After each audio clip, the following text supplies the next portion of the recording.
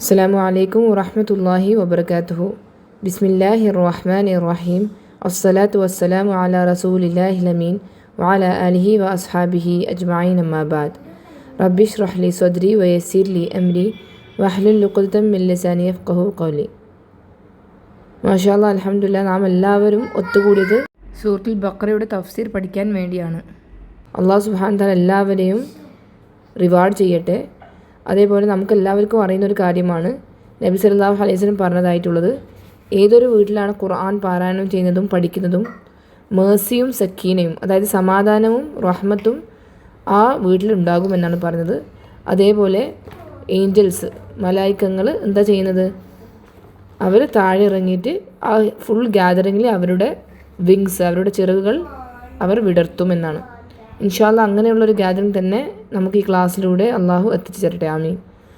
ഇൻഷാ അല്ലാഹ് അള്ളാഹു സുബ്ഹാനഹു വ തആലയുടെ റഹ്മത്തും അനുഗ്രഹങ്ങളും നമ്മുടെ എല്ലാ സഹോദരിമാർക്കും ചൊരിഞ്ഞ് ഇൻഷാ അല്ലാഹ് നമുക്ക് ക്ലാസ് തുടങ്ങാം. ക്ലാസ്സിലേക്ക് കടക്കുന്നതിന് മുമ്പ് നമുക്ക് ഖുർആനെ കുറിച്ചിട്ട് ഒരു ചെറിയൊരു ഇൻട്രൊഡക്ഷൻ പറയാം. നമ്മൾ പല ക്ലാസ്സുകളിലും ഖുർആനെ കുറിച്ച് പറഞ്ഞിട്ടുണ്ട്, എല്ലാവർക്കും അറിയുന്ന കാര്യങ്ങൾ തന്നെയാണ്. എന്നാലും കൂടി നമുക്ക് വീണ്ടും കുറച്ച് കാര്യങ്ങൾ സംസാരിക്കാം. ഖുർആൻ ഒരു അമേസിങ് ബ്ലെസ്സിങ് ആണ്, അല്ലേ? നാം ഒരിക്കലും സ്വപ്നത്തിൽ പോലും വിചാരിക്കാത്ത, ആർക്കും കിട്ടാത്ത ഒരു അത്ഭുതകരമായൊരു ഗ്രന്ഥമാണ് ഖുർആൻ. അപ്പോൾ ഇൻക്രെഡിബിൾ ഗിഫ്റ്റ് എന്ന് പറയാം, അല്ലേ? വേറെ ആർക്കെങ്കിലും ഇങ്ങനെയുള്ളൊരു ഗിഫ്റ്റ് കിട്ടിയിട്ടുണ്ടോ? ഇല്ല. നമുക്ക് ഈ ദുനിയാവിൽ അള്ളാഹു സുബ്ഹാനഹു വ തആല തന്നതിൽ വെച്ച് ഏറ്റവും വലിയ ബ്ലെസ്സിങ് ആണ് ഖുർആൻ എന്നുള്ള ഗ്രന്ഥം. അതിലെല്ലാ ഗൈഡൻസും ഉണ്ട്, അതായത് ഒരാളെ നേർമാർഗത്തിൽ കൊണ്ടുവരാൻ വേണ്ടിയിട്ടുള്ള എല്ലാ അഡ്വൈസസും അതിലുണ്ട്. അതായത് ഈ ഒരു മുസ്ലിം സമുദായത്തിന് വേണ്ടി മാത്രമല്ല, ദ ഹോൾ മാൻകൈൻഡിന് വേണ്ടിയിട്ടാണ് ശരിക്കും പറഞ്ഞാൽ കംപ്ലീറ്റ് ഖുർആൻ ഇറക്കി കൊടുത്തുള്ളത്. എന്ത് സിറ്റുവേഷൻസും, എന്ത് പ്രോബ്ലംസും ചാലഞ്ചസും, അല്ലേ, എന്ത് പ്രശ്നങ്ങൾ നമ്മൾ ഫേസ് ചെയ്യുമ്പോൾ അതിനെല്ലാ ഉത്തരവും നമുക്ക് ഖുർആനിൽ കണ്ടെത്താൻ പറ്റും.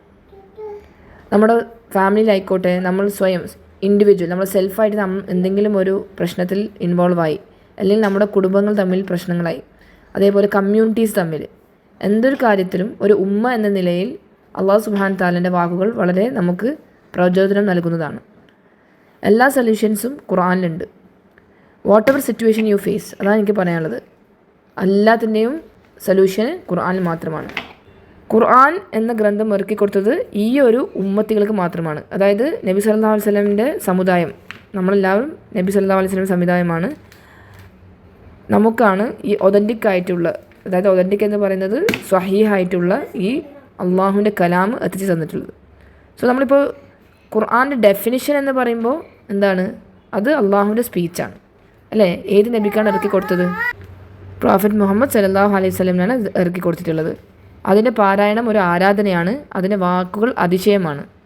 അതിൻ്റെ തുടക്കം സൂറത്തുൽ ഫാത്തിഹ മുതൽ സൂറത്തുൽ നാസ് വരെയാണ് അതിൻ്റെ എൻഡിങ്. സോ നമുക്ക് അങ്ങനെ ഒരു ഡെഫിനിഷൻ പറയാൻ പറ്റും. അതേപോലെ അത് തവാത്തുർ വഴിയാണ് ഇറക്കപ്പെട്ടത്. തവാത്തുർ എന്ന് പറയുന്നത് എന്താണ്? അതൊരു ഫോം ഓഫ് അഗ്രിമെൻ്റ് ആണ്.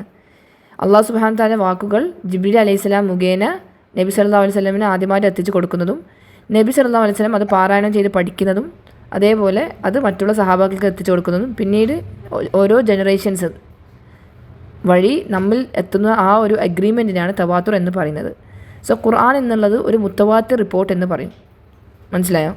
മുത്തവാത്തിർ, അതായത് തവാത്തുർ എന്ന് പറഞ്ഞ വേർഡിൽ നിന്നാണ് ഈ റിപ്പോർട്ട് എന്ന് മുത്തവാത്തിർ എന്ന വേർഡ് വരുന്നത്. സോ ഖുർആൻ അങ്ങനെയുള്ളൊരു ഗ്രന്ഥമാണ്. അതിലൊരു കളവുമില്ല, കറപ്റ്റഡ് അല്ല, അതിലൊരു മാറ്റങ്ങൾ വരുത്താൻ പറ്റില്ല. ഇങ്ങനെയുള്ള കാര്യങ്ങളൊക്കെ നമ്മൾ പല ക്ലാസ്സുകളിലും കേട്ടിട്ടുണ്ടാവും. സോ നമ്മൾ എന്തൊരു പ്രശ്നങ്ങൾ ഫേസ് ചെയ്യുമ്പോഴും ഖുർആൻ എന്നാണ് സ്റ്റാർട്ടിങ് സൊല്യൂഷൻ. മനസ്സിലായോ? നബി സല്ലല്ലാഹു അലൈഹി വസല്ലമിൻ്റെ ഉമ്മത്തുകൾക്ക് മാത്രമാണ് ഈ ഒരു ബുക്ക് അള്ളാഹു നൽകിയിട്ടുള്ളത്. പിന്നെ അതേപോലെ വേറൊരു നേഷൻസും, അല്ലെ, വേറൊരു സമുദായങ്ങൾക്കും ഈ ഒരു പൊസിഷൻ കിട്ടിയിട്ടില്ല, ഈ ഒരു ട്രഷർ കിട്ടിയിട്ടില്ല, അള്ളാഹു സുബ്ഹാനഹു വ തആലയുടെ വേർഡ്സ്. പക്ഷേ പലരും, അതായത് നമ്മൾ മുസ്ലിംസ് തന്നെ ഖുർആനെ വളരെ ടേക്കൺ ഫോർ ഗ്രാൻഡഡ് ആയിട്ടാണ്, അതായത് നമുക്കൊരു വിലയില്ലാത്ത പോലെയാണ്. ഞാൻ ഉദ്ദേശിക്കുന്നത് എന്താണ്? ഓതുന്നില്ല എന്നല്ല, അതിൻ്റെ അർത്ഥം ഉൾക്കൊണ്ട് നമ്മൾ ജീവിതത്തിൽ അപ്ലൈ ചെയ്യുന്നില്ല. ഉള്ളടക്കം മനസ്സിലാകുന്നില്ല. നാം ഇത്രയും കാലം ജീവിച്ചിട്ടും 10-40 വർഷം ജീവിച്ചിട്ടും നമുക്ക് അതിൻ്റെ ഉള്ളടക്കമോ അതിൻ്റെ അർത്ഥം അറിയില്ല. നമ്മൾ ബ്ലൈൻഡായിട്ട് ഓതുന്ന പോലെ, ജസ്റ്റ് വെറുതെ പാരായണം ചെയ്യൽ മാത്രമല്ല. യെസ്, അതിന് കൂലിയുണ്ട്, ഓരോ വാക്കിനും കൂലിയാണ്, ഓരോ ലെറ്ററിനും. പക്ഷേ നമ്മൾ ആസ് എ മുസ്ലിം നമ്മൾ അറിഞ്ഞിരിക്കണം എന്താണെന്ന് ശരിക്കും നമുക്ക് ഖുർആൻ ഇറക്കി തന്നിട്ടുള്ളത്, അല്ലേ? പലരും ആഗ്രഹിച്ചിട്ടുണ്ടാവും ഖുർആനിൽ ഉള്ളടക്കം പഠിക്കാൻ വേണ്ടിയിട്ട്. പക്ഷേ പല സാഹചര്യങ്ങൾ കൊണ്ടും നമുക്കത് പോസിബിൾ അല്ല. ഇപ്പം ഞാനായാലും അങ്ങനെ തന്നെ പല രീതിയിലും ഒരു പോസ് വന്നിട്ടുണ്ട്. ഇൻഷാ അല്ലാഹ് നമുക്ക് എങ്ങനെയെങ്കിലും ഒരു നിയ്യത്ത് വേണം. അതായത് നാം എന്തായാലും എങ്ങനെയെങ്കിലായിട്ടും നമ്മുടെ ജീവിതം അവസാനിക്കുന്നതിന് മുമ്പ് നമുക്ക് ഖുർആൻ കംപ്ലീറ്റ് മനസ്സിലാക്കണം എന്നുള്ള നിയ്യത്ത് എല്ലാവരും ഉണ്ടായിരിക്കണം, എല്ലാവർക്കും. ഓക്കെ, നമ്മൾ ഹിഫ്ള് ചെയ്യുന്നവരായാലും തജ്വീദ് പഠിക്കുന്നവരായാലും മീനിങ് കൂടുതൽ ഉൾക്കൊള്ളാൻ ശ്രമിക്കൂല. സോ സുബ്ഹാനല്ലാഹ്, നാം എപ്പോഴും ചിന്തിക്കണം നമുക്ക് കിട്ടിയ ഏറ്റവും വലിയ ബ്ലെസ്സിങ് ആയതെന്ന്. മനസ്സിലായോ? പിന്നെ നബി സല്ലല്ലാഹു അലൈഹി വസല്ലം പറഞ്ഞ ഒരു ഹദീസുണ്ട്. എന്താണ്? സുബ്ഹാനല്ലാഹ് എന്ന് പറയുന്ന ദിക്ർ covers the whole heavens and the earth. എന്തൊക്കെയാണോ ആകാശ ഭൂമിയിലുള്ള എല്ലാ കാര്യങ്ങളും ഫില്ലപ്പ് ചെയ്യുമെന്നാണ് പറയുന്നത്, ആ ഒരു ദിക്ർ കാരണം. സോ നാം എല്ലാം കൊണ്ടും ബ്ലെസ്ഡ് ആണ്.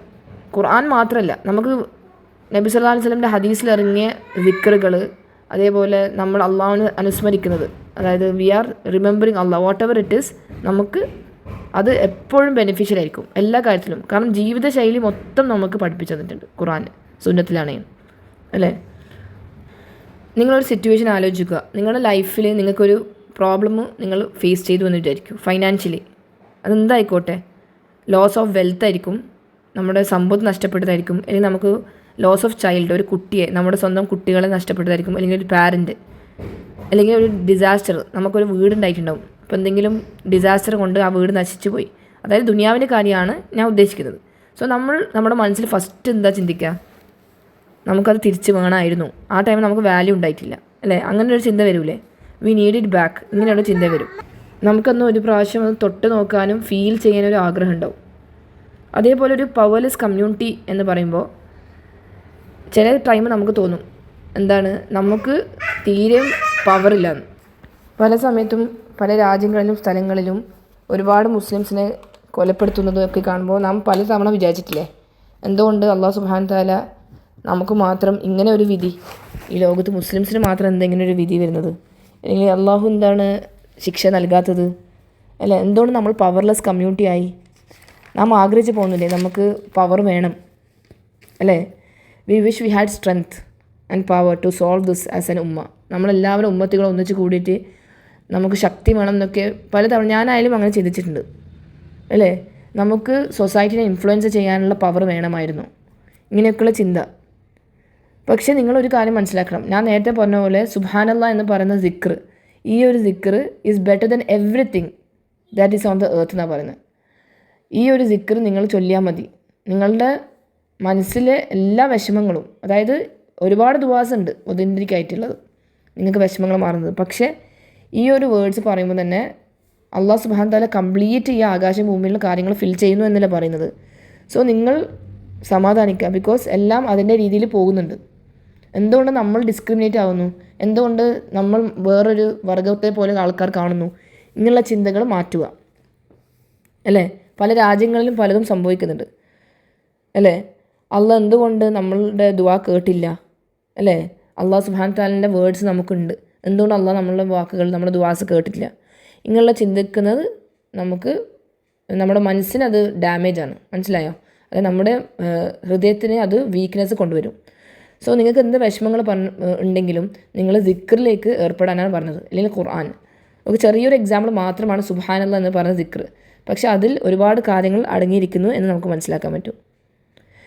A moment with Allah is better then the kingdom of Sulaiman അലൈഹിസ്സലാം എന്നാണ് പറഞ്ഞത്. മനസ്സിലായോ? അള്ളാഹുമായിട്ടുള്ള ഒരു നിമിഷം സുലൈമാൻ അലൈഹിസ്സലാമിൻ്റെ കൊട്ടാരത്തേക്കാൾ എത്രയോ ബെറ്ററാണ്, മുഴുവൻ കൊട്ടാരത്തേക്കാളും.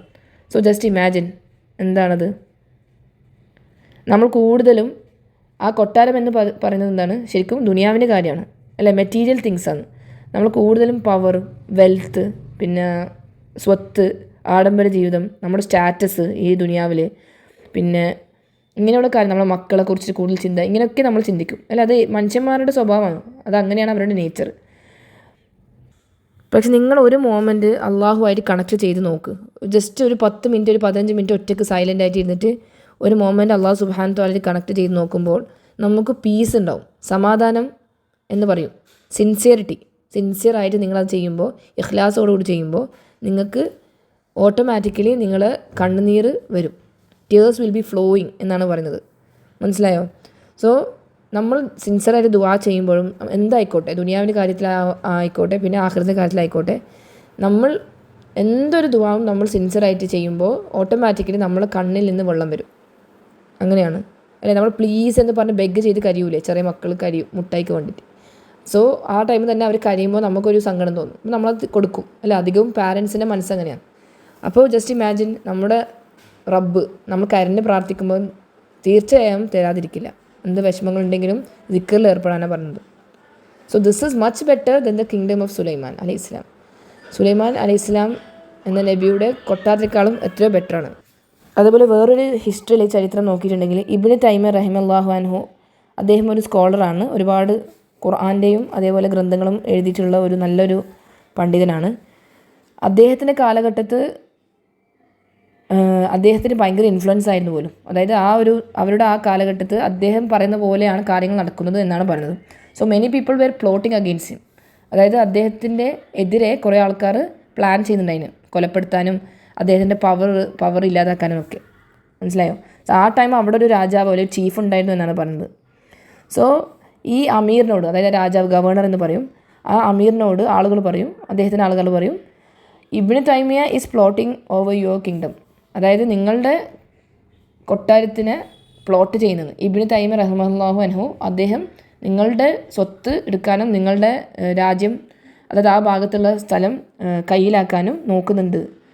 അപ്പോൾ ഈ അമീറിന് ഒരു ബേജാറ്, മനസ്സിലായോ? അദ്ദേഹത്തിന് ഒരു ടെൻഷനാവും. അയാളുടെ ഭടന്മാരിലൊക്കെ കൂട്ടിയിട്ട് അങ്ങോട്ടേക്ക് പോകും പോലും. അതായത് ആ ഷെയ്ഖ് ഇബ്നു തൈമിയ റഹിമഹുല്ലാഹു അൻഹുവിൻ്റെ അടുത്ത് പോകും. എന്നിട്ട് ചോദിക്കും പോലും, എന്താണ് നിങ്ങൾക്ക് ശരിക്കും വേണ്ടത്? അതായത് ആൻസർ പറയാം, നിങ്ങളെന്തിനാണ് അങ്ങനെ ചെയ്യുന്നത്, ആളുകൾ ഇങ്ങനെ പറയുന്നുണ്ടല്ലോ എന്ന് പറയും. പക്ഷേ ഇബ്നു തൈമിയ റഹിമഹുല്ലാഹു അൻഹു പറഞ്ഞെന്താണ്, എന്തിനാണ് ഞാൻ അങ്ങനെ ചെയ്യേണ്ട ആവശ്യം? നിങ്ങളുടെ ഈ വലിയ കൊട്ടാരം എനിക്ക് എൻ്റെ കണ്ണിൽ ഒരു ഈച്ചലയിൽ കൊതുവിനെ പോലെയും കൂടിയല്ല, അത്രയും പോലും ഇല്ലെന്ന്. ബിക്കോസ് എന്തുകൊണ്ടാണ് ഇങ്ങനെ പറഞ്ഞിട്ടുണ്ടാവുക? ബിക്കോസ് അള്ളാഹു സുബ്ഹാനഹു തആലയുമായിട്ട് ഭയങ്കര ക്ലോസ് കണക്ഷൻ ആയിരിക്കും ഇദ്ദേഹത്തിന്. അതുകൊണ്ടായിരിക്കും അങ്ങനെ പറഞ്ഞിട്ടുണ്ടാവുക. നമ്മളൊക്കെ ആഗ്രഹിക്കുന്നുണ്ട് പവർ, വെൽത്ത്. നമ്മൾ നോക്കിയിട്ടുണ്ടെങ്കിൽ ഭയങ്കര ഗ്രീഡിയാണ് വെൽത്തിന് വേണ്ടിയിട്ട് എല്ലാവരും, അല്ലേ? പക്ഷേ നമ്മൾ എസ്പെഷ്യലി ഈ ദുനിയാവിൽ കൂടുതൽ മുഴുകിയിട്ടുള്ള ആളുകളെ കുറിച്ചിട്ടാണ് പറയുന്നത്, അല്ലേ? നമുക്ക് സ്വത്ത് വേണം, ഭയങ്കര അടി സ്വത്തിന് വേണ്ടിയിട്ട്, കുടുംബങ്ങൾ തമ്മിൽ പ്രശ്നങ്ങൾ, വിട്ടു കൊടുക്കുന്നില്ല. ആരും മരിക്കുമ്പോൾ ഖബറിൽ ഇതൊന്നും കൊണ്ടുപോകില്ല, അല്ലേ?